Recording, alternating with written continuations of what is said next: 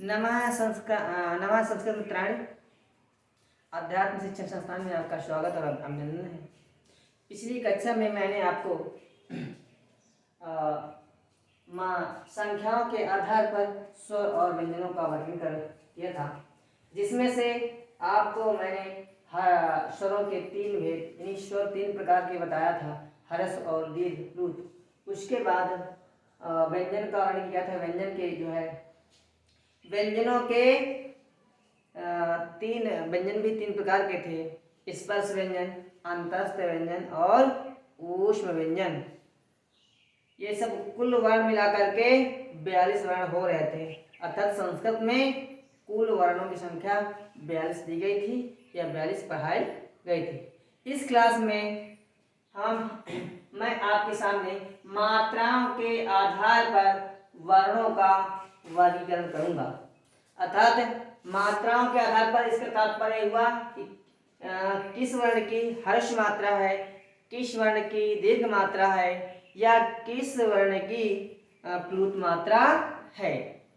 यानी मात्रा का मतलब होता है उच्चारण काल, यानी किस मात्रा का कितना उच्चारण काल है। एक मात्रा का मतलब एक समय का उच्चारण काल है, द्वि मात्रा का मतलब उससे अधिक। तो देखिए, एक सूत्र आया है उकालोज हर्ष दीर्घ प्लुत। उकालोज हर्ष दीर्घ प्लुत और आगे दिया है उ के उच्चारण काल के समान जिन वर्णों का उच्चारण काल होता है उनके क्रमशः हर्ष, दीर्घ और प्लुत तीन भेद होते हैं। अर्थात महर्षि पाणिनि ने जो है एक सूत्र बनाया। ये सूत्र आपके जो सामने है कि किस प्रकार से स्वरों की मात्राओं का या स्वरों के कालों का निर्धारण किया जाए, किसमें कितनी मात्रा लग रही है या किसमें किस वर्ण में कितना उच्चारण में कितना समय लग रहा है। तो उन्होंने एक आधार बनाया है इस सूत्र को लेकर के कि उ के उच्चारण काल के समान जिन वर्णों का उच्चारण काल होता है उनके क्रमशः हर्ष, दीर्घ और प्लुत के भेद से तीन प्रकार के हो जाते हैं। यानी उनके क्रमशः हर्ष, दीर्घ और प्लुत तीन प्रकार या तीन भेद हो जाते हैं। तो कौन कौन से है? पहला हर्ष भेद है मात्राओं का, स्वर वर्णों का। पहले हर्ष भेद है, दूसरा दीर्घ भेद है और तीसरा प्लुत भेद है। यानी कौन कौन से ऐसे वर्ण हैं जो हर्ष स्वर के अंतर्गत आएंगे, कौन से ऐसे वर्ण है दीर्घ स्वर के अंतर्गत आएंगे और कौन से ऐसे वर्ण हैं जो प्लुत स्वर के अंतर्गत आते हैं। तो देखिए, एक सूत्र लिखा हुआ है, यानी मोटा मोटा जानिए कि स्वरों के तीन भेद होते हैं: ह्रस्व, दीर्घ और प्लुत। उसमें हम पहला जो है आपके सामने प्रस्तुत है। जैसे कह रहा है कि ह्रस्व परिभाषा है ह्रस्व भवेद एक मात्रिकम। अर्थात ह्रस्व की एक मात्रा होती, अर्थात हर्ष स्वर जितने होते हैं उनकी एक मात्रा होती है। अर्थात हर्ष वर्णों के उच्चारण काल में एक मात्रा का समय लगता है। और ऐसे कितने वर्ण हैं जो हर्ष स्वर हैं? ऐसे वर्ण 5 हैं। कौन कौन से हैं? हर्ष आ, हर्ष ई, हर्ष उ, हर्ष दी और हर्ष ली। ली हमेशा हर्ष होता है, इसका दीर्घ भेद नहीं होता है। यानी हर्ष स्वर के अंतर्गत 5 वर्ण आते हैं जो आपके सामने लिखे गए हैं। उसके बाद आते हैं दीर्घ वर्ण। ऐसे कौन सी मात्राएं हैं जो दीर्घ है? तो कह रहा है कि दीर्घ स्वर के अंतर्गत परिभाषा देखिए, दीर्घ द्विमात्रिकम। कह रहे हैं कि दीर्घ जो वर्ण होते हैं उनकी 2 मात्रा होती है। अर्थात जिन वर्णों का उच्चारण काल 2 मात्रा के समान होता है या 2 मात्रा का समय लगता है, उन वर्णों की दीर्घ मात्रा होती है या दो मात्रा होती है। दीर्घम द्विमात्रा दीर्घ द्विमात्रिकम उच्चकम अर्थात दीर्घ की द्विमात्रा होती है। ऐसे कौन कितने वर्ण हैं जो दीर्घ वर्ण है? ऐसे वर्णों की संख्या 8 दी गई है। क्या देखिए, दीर्घ आ, दीर्घ ई, दीर्घ उ, दीर्घ री, ए, ओ, ऐ, औ।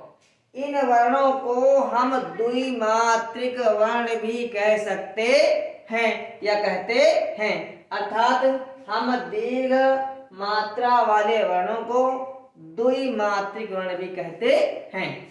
इसके बाद आता है क्या? प्लुत। प्लुत स्वर परिभाषा क्या है? प्लुतम त्रिमात्रिकम उच्यते, अर्थात प्लुत की 3 मात्रा होती है। और प्लुत वर्ण कौन कौन सा है? ओम, ठीक है। ओम की कितनी मात्रा होती है? 3 मात्रा होती है। ओम की 3 मात्रा है, ठीक है। ओम की 3 मात्रा, ठीक है। जैसे कि इसे क्या कहेंगे? प्लुत। और प्लुत का उच्चारण, जिन वर्णों का उच्चारण काल 2 मात्रा से अधिक का होगा, ऐसे वर्ण प्लुत वर्ण के अंतर्गत आते हैं या प्लुत स्वर कहलाते हैं। इनका प्रयोग जो है वेदों में होता है, अर्थात जिनको काफी समय तक उच्चारित करना हो, ऐसे वर्णों को हम प्लुत कहते हैं। जैसे तो उसमें से मुख्य है एक ओम है। ओम का उच्चारण हम काफी देर तक कहते हैं। या कभी आप देखिए, किसी की दूर से पुकारने, अगर किसी को दूर से पुकारना हो तो उसको पुकारने के लिए जो समय लगता है वो 3 मात्रा का लगता है। अगर आप दूर से किसी बुला रहे हैं तो ऐसे वर्णों की क्या है? 3 मात्राएं हो जाती है। उसके बाद क्या है? व्यंजनम च आर्धमात्रिकम, और क्या है? व्यंजन वर्णों की आधी मात्रा होती है। जैसे ये लिखा हुआ है आपके का, खा, गा, घा, यानी जिस वर्ण में आपका हलंत लग जाएगा उसकी आधी मात्रा हो जाती है, अर्थात वह शुद्ध और शुद्ध व्यंजन होता है। उसमें किसी प्रकार की स्वर वाली मात्रा नहीं होती है। तो देखिए, फिर से एक बार देख लेते हैं। कह रहा है कि हरस भवेत एक मात्रिकम, हरस स्वर की 1 मात्रा होती है। कितने वर्ण होते हैं? 5 वर्ण होते हैं। कौन कौन से होते हैं? हरस आ, हरस ई, हरस उ, री और ली। उसके बाद दूसरा आता है दीर्घ, दीर्घ स्वर, दीर्घ द्विमात्रिकम उच्यते, अर्थात दीर्घ स्वर की 2 मात्रा होती है। उसमें से वर्ण कितने वर्ण होते हैं? 8 वर्ण होते हैं। और कौन कौन से वर्ण होते हैं? दीर्घ आ, दीर्घ ए, दीर्घ उ, दीर्घ री, ए, ओ, ऐ और औ। उसके बाद प्लुत स्वर देखिए, प्लुतम त्रिमात्रिकम उच्यते, प्लुत की 3 मात्रा होती है। उसमें कौन कौन से वर्ण आते हैं? आप दूर से पुकारने के अर्थ में जिन जिन वर्णों का प्रयोग करेंगे, या एक ऐसा ओम शब्द, ये ओम वर्ण है, उसकी 3 मात्रा तक प्लुत के अंतर्गत वो आता है। और व्यंजन की कितनी मात्रा होती? व्यंजन की आधी मात्रा होती है। लिखा हुआ व्यंजनम च आत्मात्रिकम, व्यंजन वर्णों की आधी मात्रा होती है, अर्थात ऐसे वर्ण जिनके नीचे हलंत लगा होगा उनकी आधी मात्रा होगी। अब एक देखिए, एक छंद के माध्यम से बताया गया है। क्या है?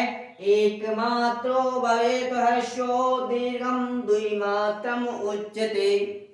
फिर देखिए, एक मात्रो भवेत हर्षम द्विमात्रो दीर्घम उच्यते, त्रिमात्रस्तु प्लेतो गेया व्यंजनम च अर्धमात्रिकम।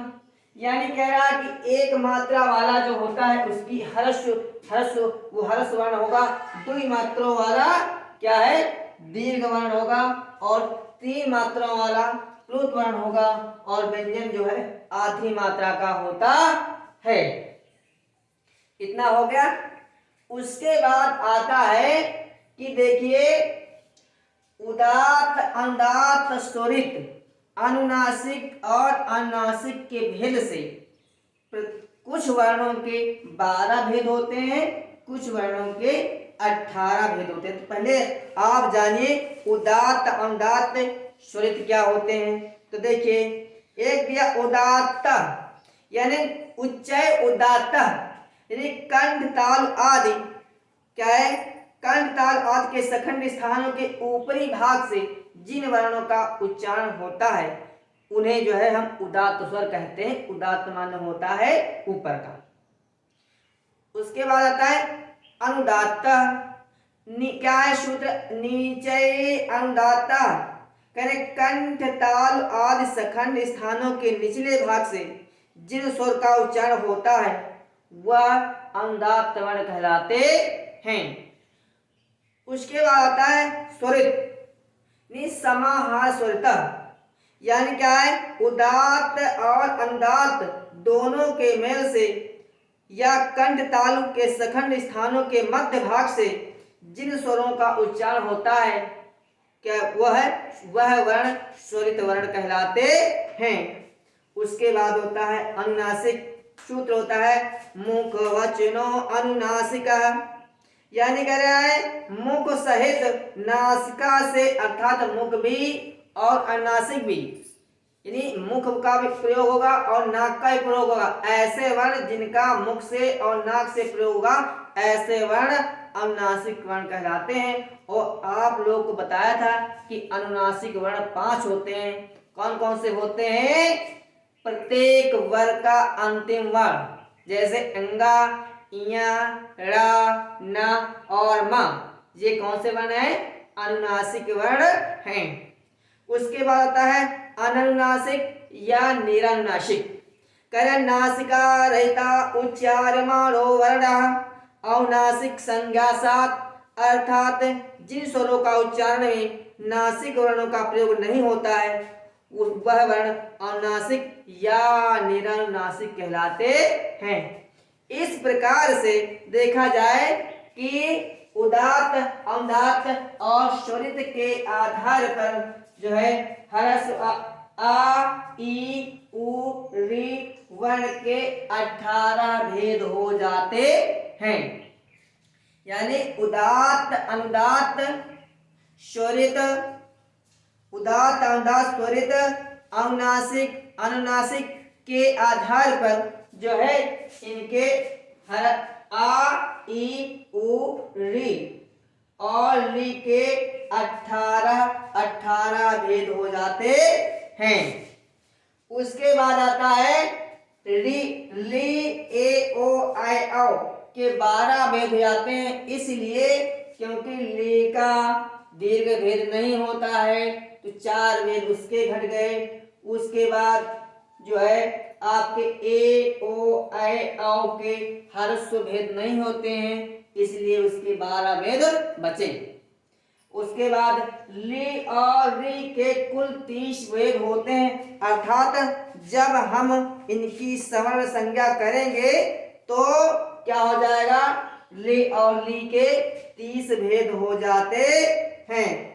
क्योंकि इसमें दिया है कि तुल्य से प्रथमम सवर्णम सवर्ण संज्ञा सूत्रम क्या कहता है? यह ताल आदि उच्चारण स्थान एवं स्पष्ट आदि अभ्यांतर प्रश्न जिन वर्णों के समान होंगे उनकी आपस में सवर्ण संज्ञा हो जाएगी। यानी जब हम इनका उच्चारण स्थान एक होगा तो आपस में इनकी हम सवर्ण संज्ञा कर देंगे। और ले उसके बाद आता है री ली वर्णयो मित सावर्णवाच्यम, अर्थात यद्यपि ली और ली का उच्चारण स्थान भिन्न भिन्न है, मूर्धा और दंत है, फिर भी इनकी सवर्ण संज्ञा कर देना चाहिए।